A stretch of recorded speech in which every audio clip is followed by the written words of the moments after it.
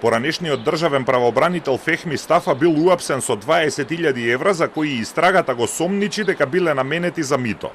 Тој бил уапсен вчера попладне во Скопје, а по апсењето биле извршени претреси во неговиот дом и во канцелариите. Стафа не е уапсен во врска со неговата поранешна функција додека бил државен правобранител, туку во врска со неговата сегашна работа како адвокат.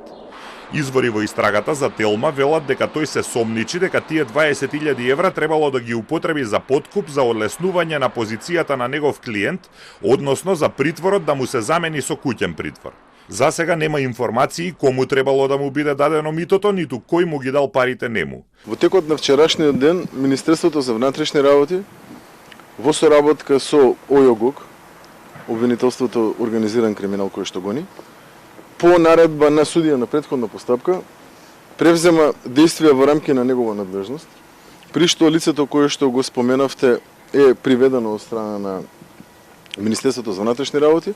Во текот на денешниот ден постапуваме во соработка со јавното обвинителство по нивни нападствија, така да во овој момент не би можел да издвојам повеќе детали во врска со овој предмет.